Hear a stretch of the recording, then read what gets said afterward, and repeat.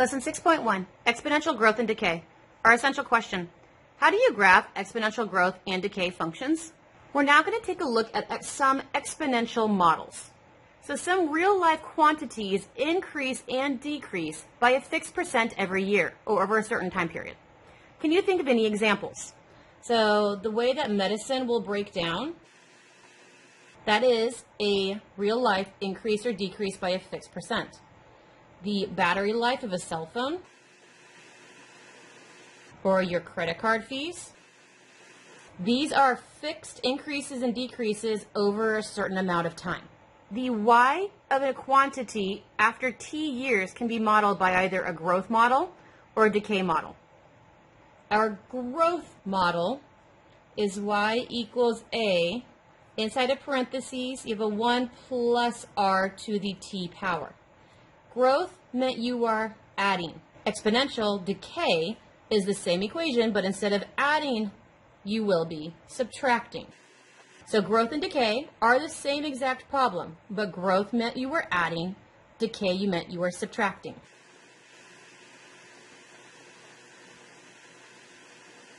Okay, so 1 plus r, because this is the growth formula, this is considered the growth factor. 1 minus r, because this is the decay formula, this is considered the decay factor. What is the r? R is your rate, and t is your time. You need to remember that your rate always needs to be converted into a decimal. So let's go ahead and look at practice problem. The value of a car, y, is going to be represented thousands of dollars. We can approximate that by using this formula right here, where t is the number of years since we've purchased the car. So question number 1, tell whether the model represents exponential growth or exponential decay. Remember, we identify growth and decay by looking at our b. b is the value that has the exponent on it. Here's my exponent. That meant my b was 0.85. Because this is between 0 and 1, I know that I have an exponential decay. Problem number 2.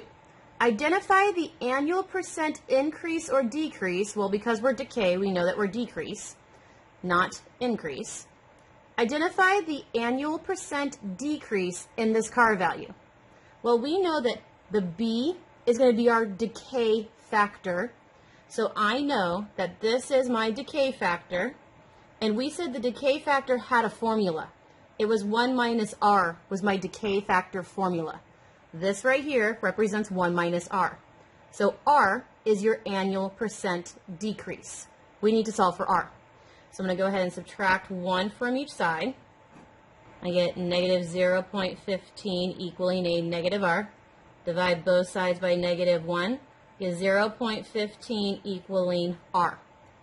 r in this decay factor needs to be a decimal, but when you're asked for the annual percent, you need to change it to a percentage.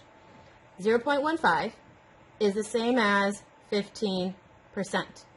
So my annual percent decrease is 15%.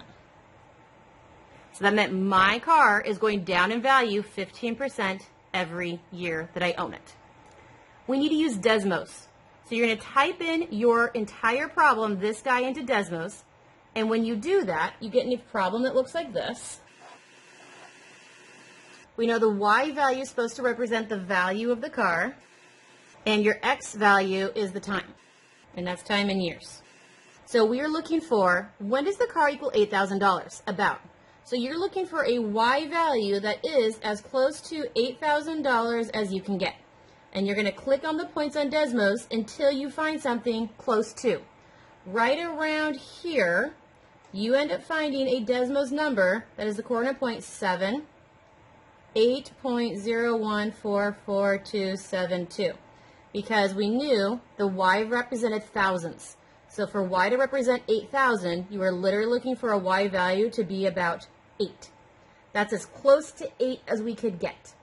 The x value is the time in years. So my answer is the value of the car is about $8,000 after 7 years. There are 2 problems left on the page for independent practice. Please do those 2 problems on your own.